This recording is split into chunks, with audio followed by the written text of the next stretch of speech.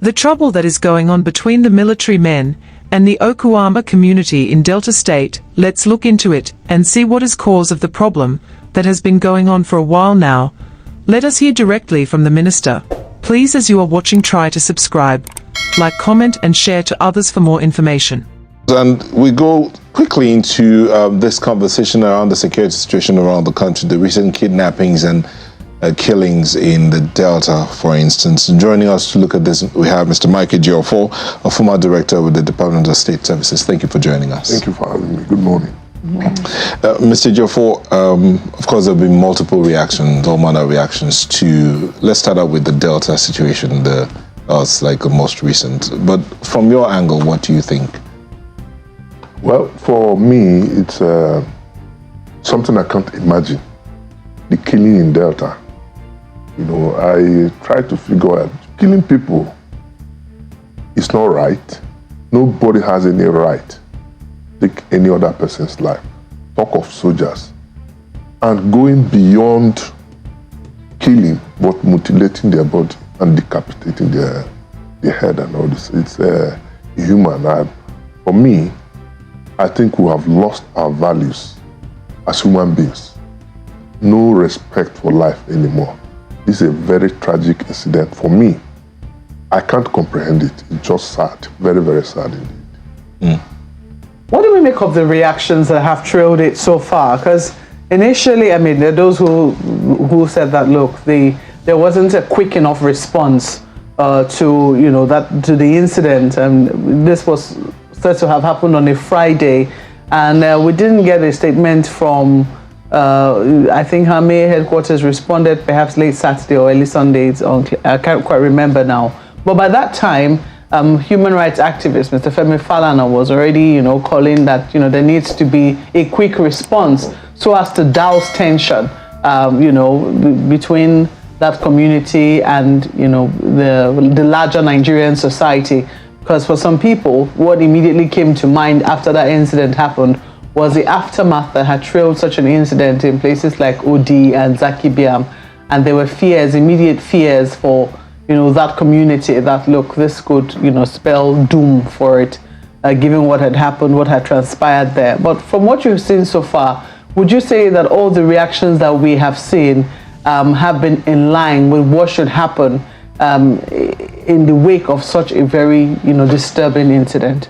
Well, for me, I don't think anybody would have stepped in to prevent what had happened. Despite the denial by the military, it's usual with them for such reprisal attack. They will continue to say they did not. But then, who raised the community? And nobody knows the number of casualties, but we can see from videos, you can see the place burning up to the extent that the governor had no access to nobody has media journalists have no access to the community. So that's going too far. We sympathize with the military. Nigerians are mourning that our military, but two wrongs don't make it right. And it follows the trend that each time the military is killed, we go for reprisal. Much as we discourage people from taking laws into their hands by killing our military, because it's a symbol of our authority. The military should not also go beyond their mandate of burning the people. Now, let's look at it this way. What took the military, that community? They say they went for peacekeeping. Peacekeeping between who and who? If there's a peacekeeping, two parties must be involved. People from the two communities must be involved, and possibly a neutral ground will be taken. Possibly the local government headquarters, if we are talking of peace initiatives. And why must the military? In fact, the military exposed itself to harm's way. We don't blame the dead, but the people behind such mission. If the police, the SSS, and the military were involved in this, I don't think we would have seen this type of incident. Why not justifying the killings. But I think it is a lesson for all of us and for the military. You don't blame the military too much because they have been so much involved in civil matters that the military will now go for peace initiative without the civil authority, which is of course the police. I still don't get it. So you do believe that there needs to be a thorough investigation? Of course. Of course. And I think that's part of what I'm asking when I asked that question about reactions and the aftermath of what had happened. Statements that were released. We heard the CDS say that a thorough investigation was going to be undertaken into the incident that had happened.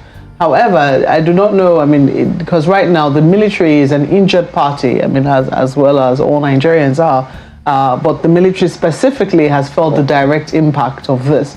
Do you think that they are still in a prime position to be able to undertake such an investigation? The military is a party interested.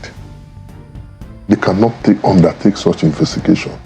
And I feel that by now, the federal government or the state government must have set up an investigative panel to look into this matter because time is running. People are abandoned their communities. No life is. The military has taken over the community, and I just can't understand why the delay in setting up this investigative panel. We need to get to the root of that matter to know exactly what happened. I think many things are not adding up. How should we go about this? Because it doesn't appear that we've had precedents to follow. Emotions are still very raw as expected. When you take into cognizance the manner in which this sort of incident happened and the gruesomeness of it all, it is expected. Even Nigerians are wondering that what sort of audacity, did the people who committed such, an attack, what effrontery did they have? So as such, even Nigerians are trying to come to term, with the manner of the attack, and as such, emotions are still raw and still very much high. However, given the fact that we do not exactly have precedents in terms of how this has happened or what should happen in a manner that is civil and also respectful of not just the dead, but also of the community where this has happened, because let's not forget that not everybody would have been, involved and also approving of what has transpired. How would you suggest? We know that security agencies usually prefer the might. They understand might more than processes. What do you think ideally should have happened in the aftermath of such a report? Was talking of precedents. What happened during Odi? Nothing came out of it. You talk of Zakibiam, nothing came out of it. And it is now following that same trend that people will go take laws into their hands. Two wrongs cannot make a right. Like I said when we started, the gruesome murder of those and looking at mutilating their. We've lost our values, like I said before. I still can't come to terms with that. But the military too, out of emotion, has taken their pound of flesh by raising down the community, even though they say they didn't. Then investigation will prove who raised the community. Let us look at an independent body of inquiry. Which body would that be? The federal government or the state government should, at various levels, set up or they harmonize. The state government brings representative, the federal government brings representative, and form a very high-powered, independent investigation that will come out with an objective report of what happened. Because as it is now, people are scampering, influence. Some people that might be indicted in this investigation because the military, lieutenant colonel, major, two majors, cannot on their own just move out on a peacekeeping mission in a community, and the people are not. There's so much to this incident that must be found out. It's quite unfortunate that these officers who government has committed so much resources to train have lost their lives. No matter the amount of compensation the national honor, national burial, it will not bring back their lives. But we must learn a lesson from this, that in future, the military should also collaborate with the civil authority, especially the police, the state security service, and the other agencies that are working together to ensure peace. You know, Mr. Jeffo, yes.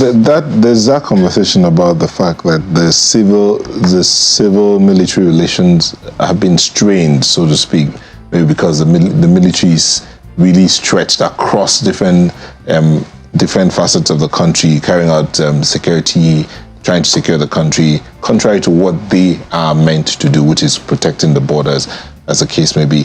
But when you say the military needs to relate more, carry out more civil relations, what exactly would you want the military to do?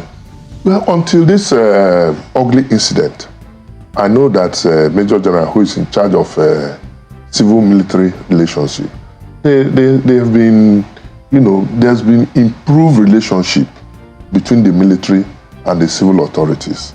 But this incident has just set us back many years, because there is great suspicion now. In fact, the whole of the South, the grave implications of what is going on now, because people are apprehensive. They are looking for the culprits who were responsible for this, and in the process, some innocent people can be arrested. Some people can even lose their lives in the process.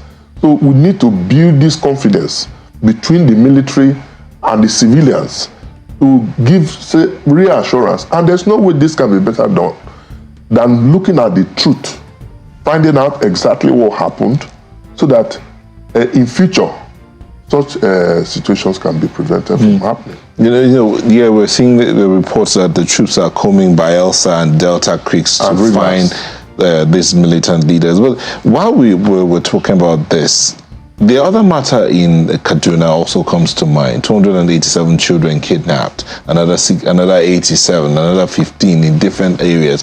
And yesterday, the Kaduna State government sat down for an emergency security meeting from which they rose from.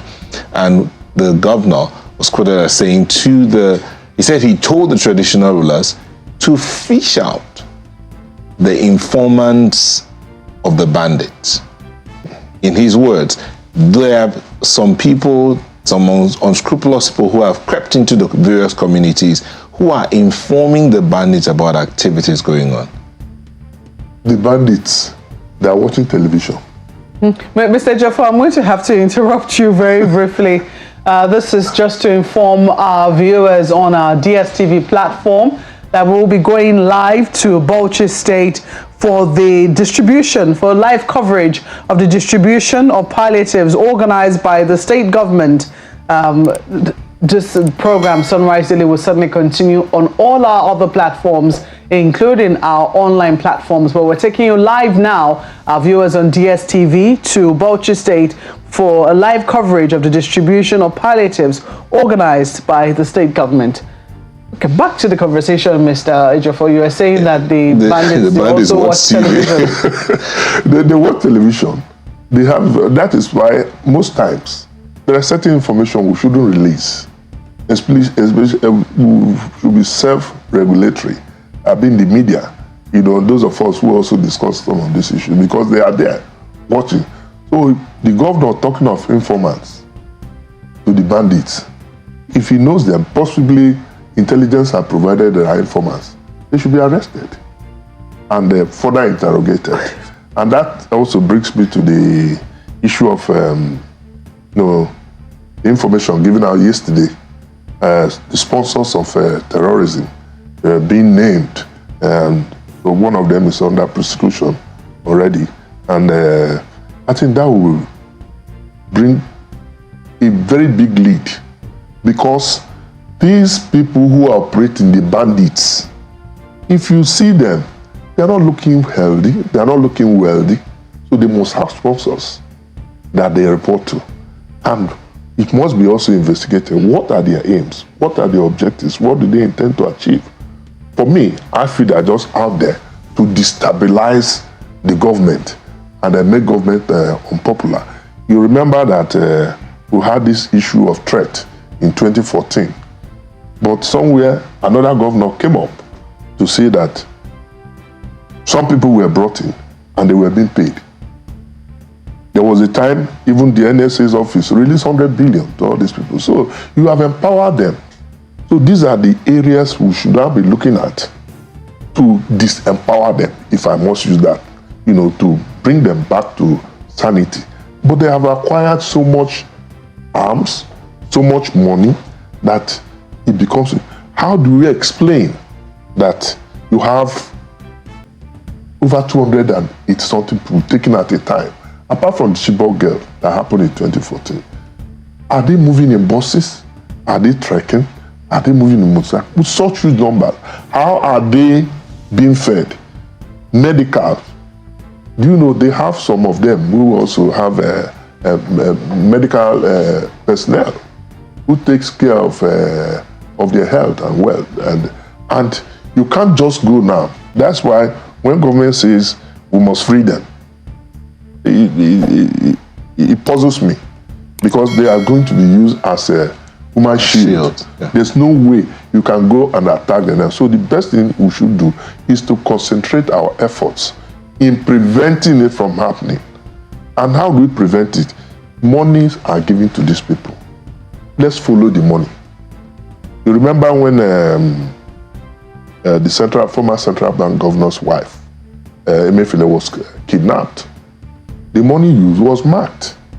And they used that money because he had to come back to the bank. They used that money, trace it back, and arrested the culprits. So we should be following the money now. I think that's the best way to go. Prevent this thing from happening. If it happens, there's little or nothing one can do. And anybody saying, don't pay ransom, we are not paying ransom. Yes, the government will not be involved in paying ransom. Well, is it not possible that with hindsight and the level of intelligence that's available to government, that might be the reason, that might be what's giving impetus to that statement of, we are not negotiating? Because as some people will say, government knows where these people are. The government tools of security know where these people are and know how to get them. For me, I believe that the president, as president of Federal Republic of Nigeria, has more information or intelligence than any of us. For him to come out to say we are not going to negotiate and we are not going to pay, there must be some other options or alternatives. And I also learned that the government intends to engage foreign support. I think it's over time we look at this aid, foreign support, call it private practitioners, security practitioners, call it mercenary, but I think we need foreign support and intervention now if we must come out of the. You remember the person that was kidnapped in Niger and brought to Nigeria? United States came here, killed the bandits, and removed the national. So why don't we look for such foreign support? I think we must confront this matter headlong. Okay, my colleague in Lagos, Aya, has a few questions for you. Aya. Thank you, Neta. Mr. Jaffor, there is something that I think it was Marco that mentioned it, or maybe it was even Neta, the fact that the soldiers that were killed are Nigerians and they are human beings too. So sometimes when these issues arise, we look at the occurrence from the perspective of the fact that 19 soldiers were killed, but there are 19 Nigerians who are soldiers and also have families. How should we approach that sentiment? Well, it's very difficult. Lives have been lost. And like I said when we started, these are soldiers. You are attacking our collective will in the military. And it's regrettable and must be condemned. But like I also said when we started, two wrongs don't make a right. For the military to have overrun and taken over the community, even though they say they are not involved, that's not the right way to handle it. So I think the best way which I also explained when we started. Let us investigate this matter and establish exactly what happened. Because we are speculating. This incident, as you also highlighted, is not the first time. We have heard the Zaki Biam occurrence, the Odi occurrence, and several others like that. But in every single one of these environments, every single one of these situations, we had community leaders. In fact, there is a video making the rounds now of some young man saying that, they wanted to arrest their community leaders and all of that. How verifiable that video is, I guess we'll leave that to the authorities. But the fact that community leaders of these warring communities ought to have been able to nip this matter in the bud. That's a concern, isn't it? And what do you expect that any revelation from the investigations that bring that up, what should happen going forward? Yeah, I think that's again, why not blaming the military? I understand the state government had a peace meeting with the two communities 2 weeks before this incident, and decisions were taken. The state government, the governor came here to see the president. He also said that they would look into the matter. I don't think, like I said, we are speculating. Let us get to the root of the matter, know what role each of the parties, the communities, but the leaders, the community leaders, are supposed to have played a major role in because from all information, they live together, they intermarry, it's just a question of misunderstanding, possibly for resources. And when you see communities fighting, it's not that they are fighting over the land, it's about the resources. But I don't have the details.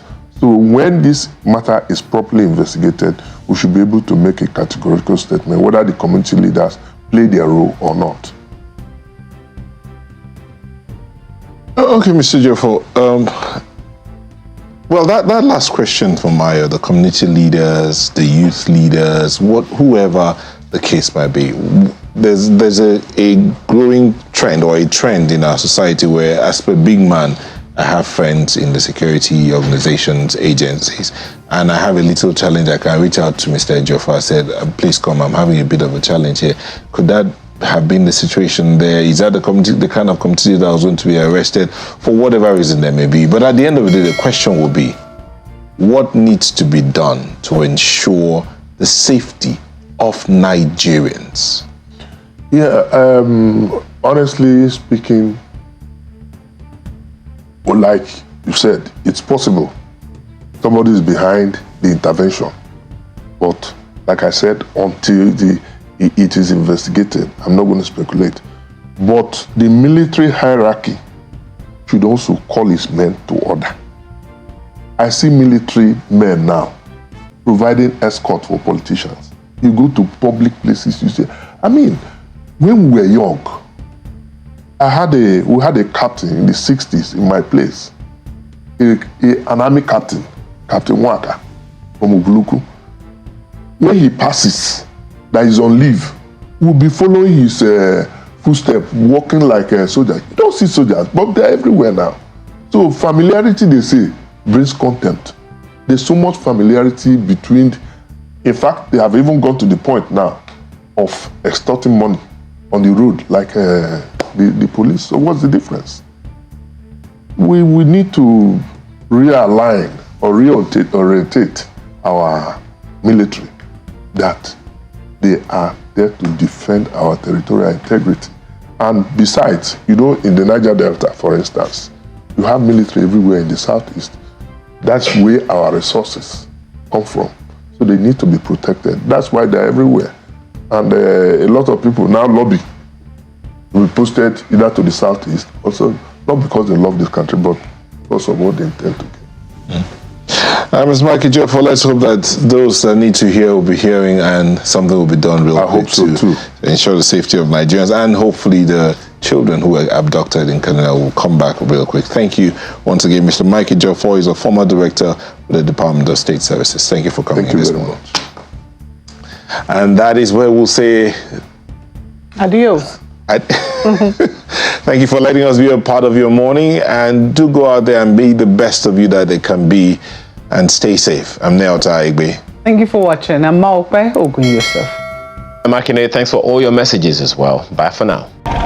At least 16 soldiers, including 4 officers, were killed in southern Nigeria while responding to a distress call during fighting between 2 communities, defense officials confirmed on Saturday.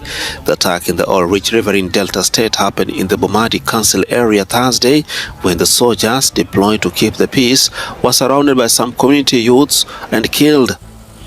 The attack led to the death of the commanding officer, 2 majors, 1 captain, and 12 soldiers.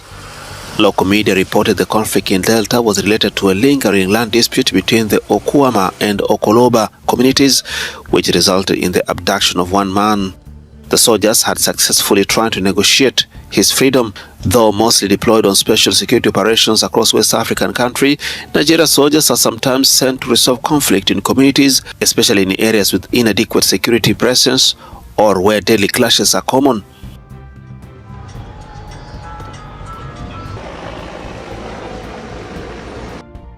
Thanks for tuning in to smartokosontvshow. Keep exploring, stay curious, and never stop getting the latest information happening around. Don't forget to like, comment, subscribe, and share to keep the intellect flowing. Until next time, keep sharpening.